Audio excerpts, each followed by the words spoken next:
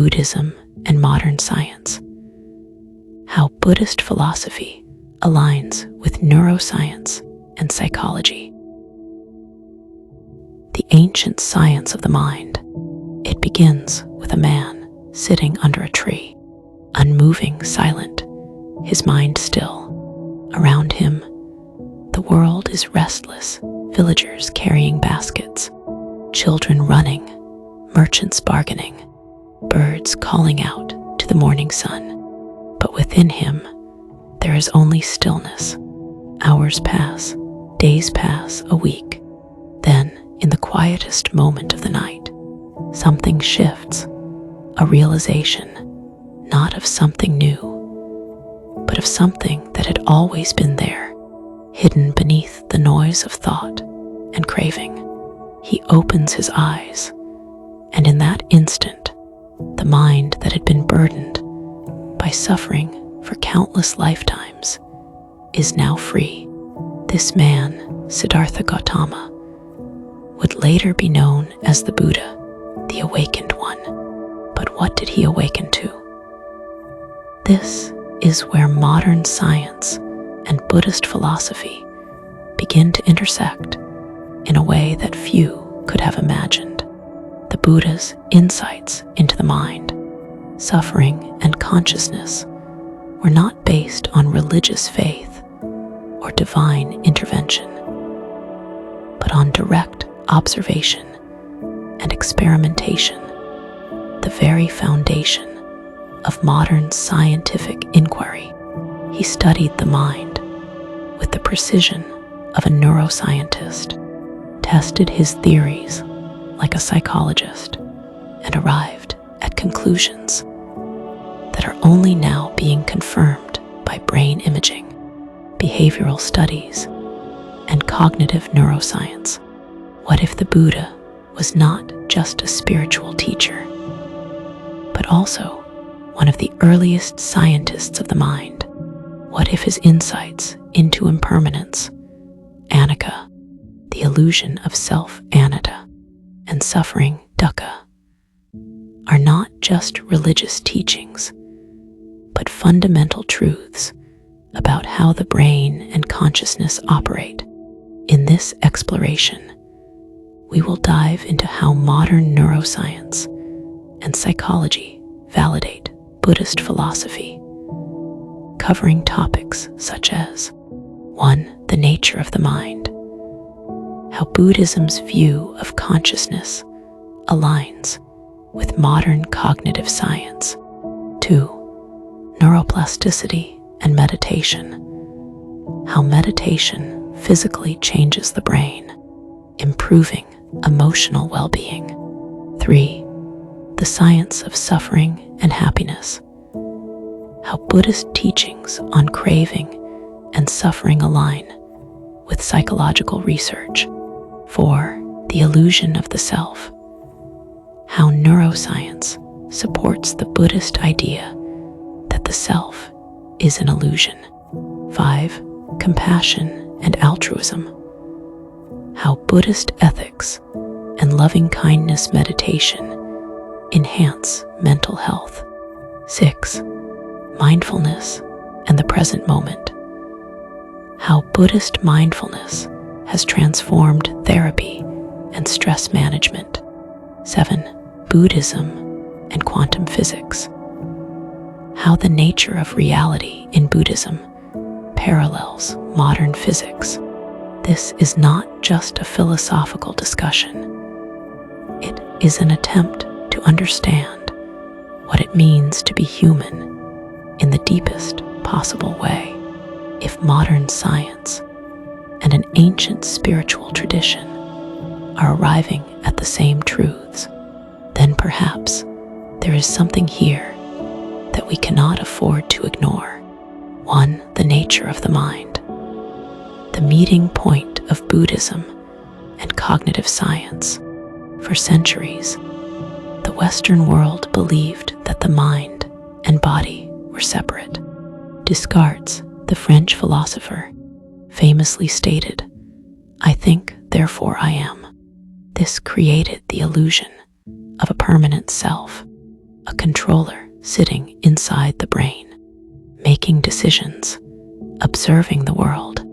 But Buddhism rejected this idea 2,500 years ago. The Buddha taught that the self is not a fixed entity, but a constantly changing process, a collection of thoughts, memories, and perceptions that arise and vanish like waves in the ocean. Modern cognitive science now confirms this. Neuroscientists have scanned the brain looking for the self and found nothing permanent. Instead, they see a dynamic network of neurons that shift and rewire themselves constantly. Every decision, every experience, every thought changes the structure of the brain. This aligns with the Buddhist concept of anatta, no self. The idea that the self is not a solid thing, but a fluid, ever-changing process. Scientific experiment, the brain's constant chain. In a famous study, neuroscientists discovered that the brain rewires itself based on thoughts and actions. This phenomenon, called neuroplasticity, proves that our identity is not fixed. A person who practices gratitude literally develops stronger neural connections for happiness, while a person who constantly worries strengthens pathways for anxiety. This is exactly what the Buddha taught. What you think, you become. The implications of this are profound. If the self is not a fixed thing, then suffering, anxiety, and negative emotions are not permanent. They can be reshaped. The brain is not a rigid machine. It is a river that can be redirected. This is why Buddhist meditation is so powerful. It is a mental training system designed to rewire the brain for peace and clarity. But how exactly does meditation change the brain? This leads us to the next revelation, the neuroscience of mindfulness. 2.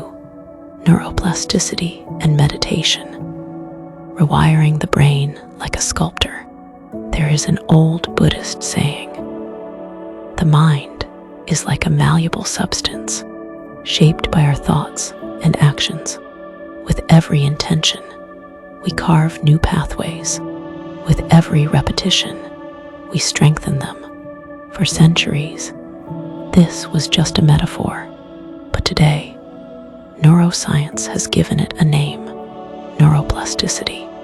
Neuroplasticity is the brain's ability to rewire itself based on experience.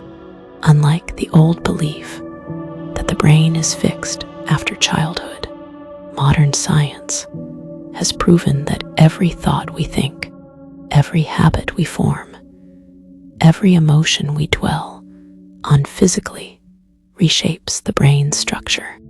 Imagine your brain as a dense forest filled with millions of pathways. Every time you think a certain thought or perform an action, you are walking a path in that forest. The more you walk it, the clearer and stronger it becomes. If you repeatedly engage in stress and negativity, those pathways become highways, automatic and effortless. If you cultivate mindfulness and compassion, new pathways emerge, slowly replacing the old ones. This is where Buddhist meditation becomes a scientific tool for rewiring the mind. Scientific proof. Meditation changes brain structure. Dr. Richard Davidson, a neuroscientist at the University of Wisconsin, spent years studying the brains of Tibetan monks, some of the most experienced meditators in the world. Using fMRI scans, he found that their brains were physically different from those of ordinary people. 1. Their prefrontal cortex, the area responsible for happiness, decision-making, and self-awareness, was highly developed. 2. Their amygdala, the fear and stress center of the brain, was less reactive. 3. They had stronger neural connections between regions associated with compassion, focus, and emotional stability. In another famous study by Dr. Sarah Lazar at Harvard University, beginners who practiced just 8 weeks of meditation experienced growth in brain regions linked to memory, learning, and emotional regulation, while areas related to stress actually shrank. This is groundbreaking. It means that meditation is not just a spiritual exercise. It is a scientifically proven method to reshape the brain for resilience, clarity, and emotional balance. Buddhism's insight, training the mind like a muscle. Buddhism has always treated the mind like a muscle. If you don't train it, it becomes weak and chaotic. If you exercise it through mindfulness and meditation, it becomes sharp, clear, and focused. The Buddha often compared mental training to taming a wild elephant. An untrained elephant is dangerous. It reacts instinctively, destroys everything in its path, and is controlled by its impulses. But with training, it becomes disciplined, calm, and incredibly powerful. Our mind is the same. If left unchecked, it is ruled by fear, desire, and distractions. But through meditation, we take back control, redirecting it toward awareness, balance, and inner peace. Brain so profoundly. What does it say about our experience of suffering and happiness? This brings us to a profound discovery. Buddhism's approach to suffering is now being validated by modern psychology. 3. The science of suffering and happiness. The psychological truth behind the 4 noble truths. The Buddha's first teaching after enlightenment was simple yet radical. 1. Life is suffering, dukkha. 2. Suffering comes from craving and attachment, tanha. 3.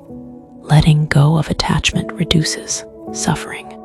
4. There's a path to inner peace, the Eightfold Path. For centuries, these were seen as religious principles, but modern psychology has now confirmed that Buddhism's understanding of suffering is not just spiritual. It is psychological and deeply scientific. Psychological evidence, the paradox of happiness, a study by Nobel Prize-winning psychologist Daniel Kahneman revealed a surprising truth. Happiness is not determined by external achievements. People who chase wealth, status, and pleasure often remain unfulfilled. True well-being comes from internal perception, not external success. This is exactly what the Buddha taught. He observed that people constantly chase pleasure, power, relationships, and possessions, believing that these things will bring happiness. But as soon as they achieve them, the happiness fades. They want more.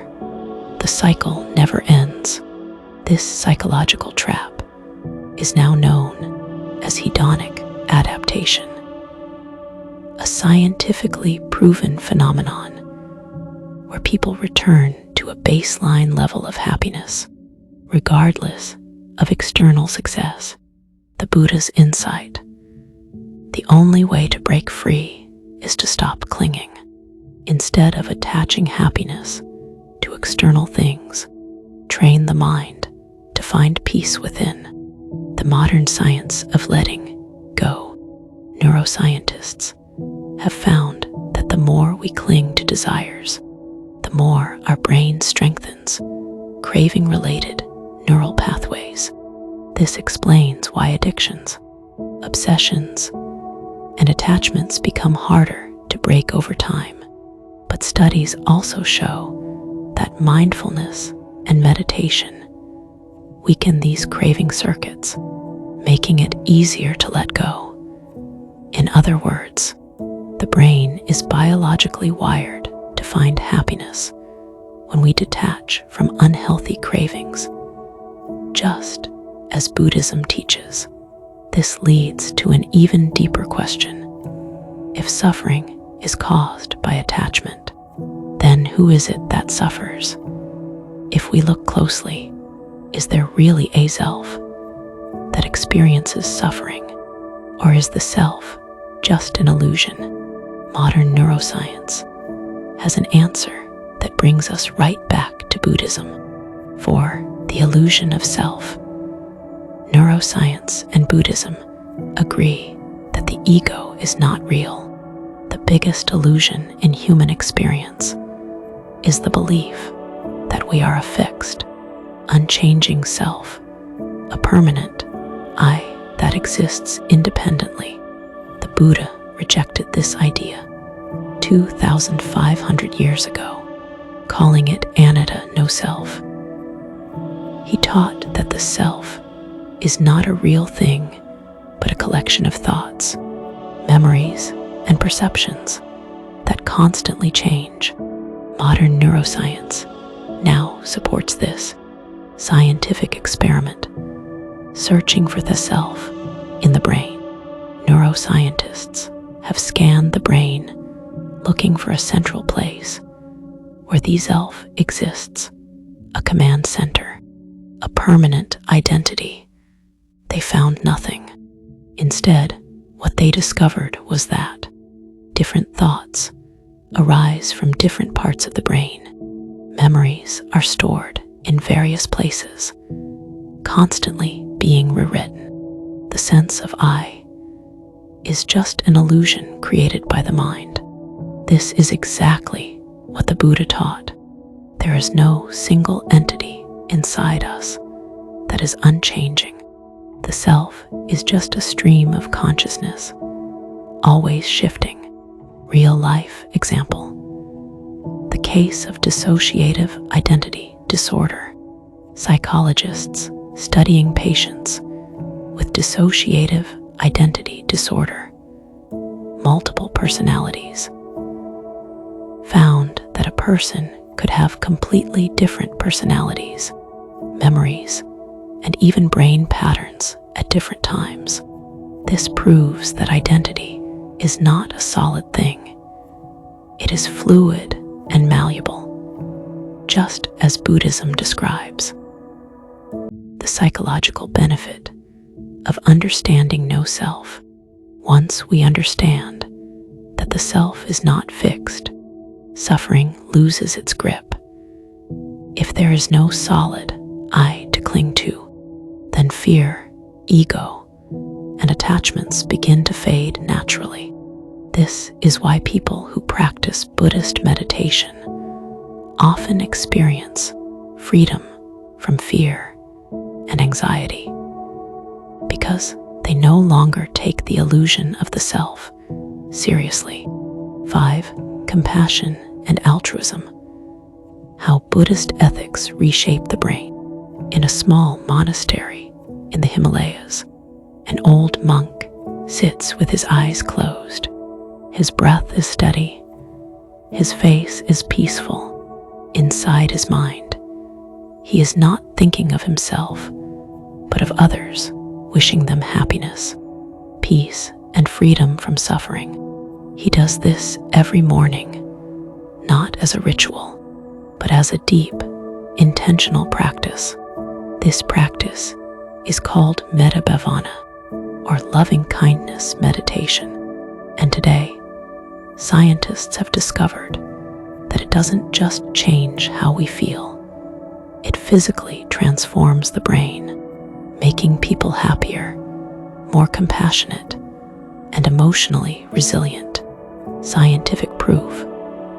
Compassion strengthens the brain's happiness centers. Dr. Richard Davidson, the neuroscientist who studied Tibetan monks, made another groundbreaking discovery. When monks practiced compassion meditation, their brain activity in the left prefrontal cortex, the area linked to happiness and positive emotions, increased dramatically. In fact, scans showed that long-term meditators had the most active happiness-related brain regions ever recorded. Their minds were wired for joy, not through pleasure, but through kindness. This aligns perfectly with Buddhism's central teaching. Happiness is not found in taking, but in giving. The psychological power of altruism. Psychologists studying altruism found something remarkable. People who regularly help others experience higher levels of dopamine and serotonin, the brain's feel-good chemicals. Acts of kindness reduce stress, lower blood pressure, and increase lifespan.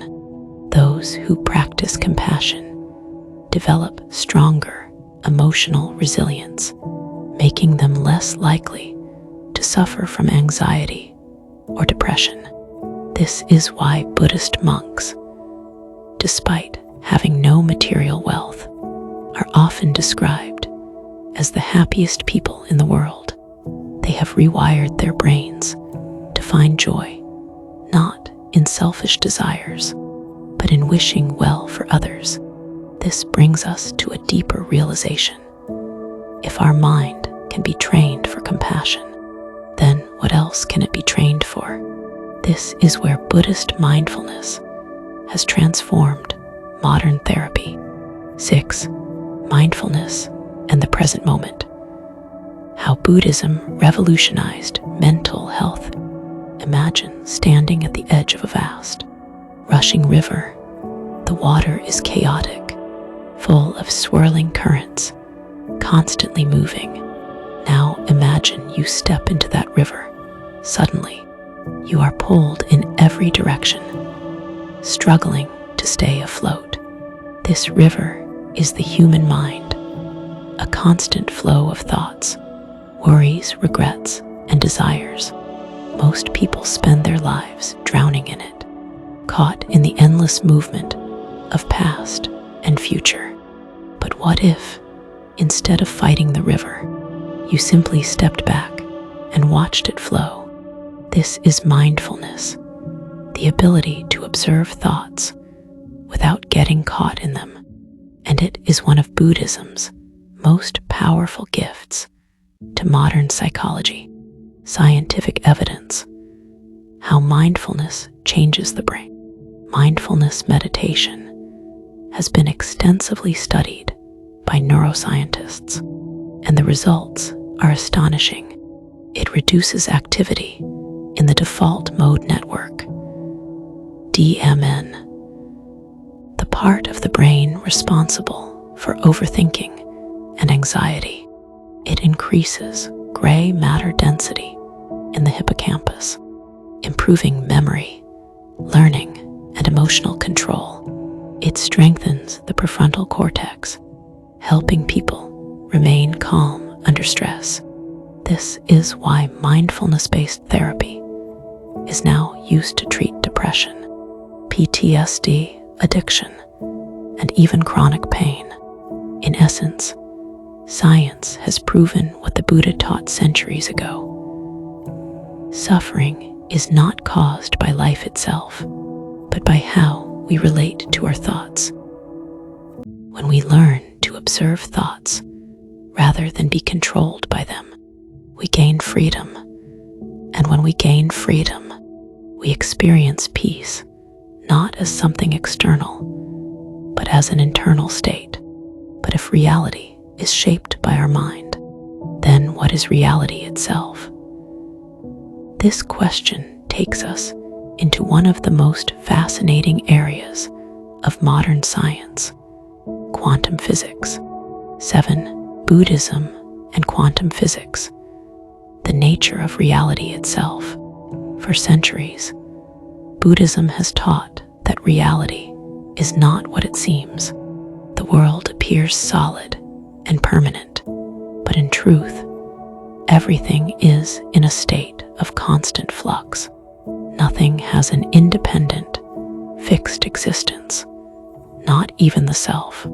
This is known as shunyata, or emptiness, the idea that all things exist in dependence on other things, with no solid, separate essence.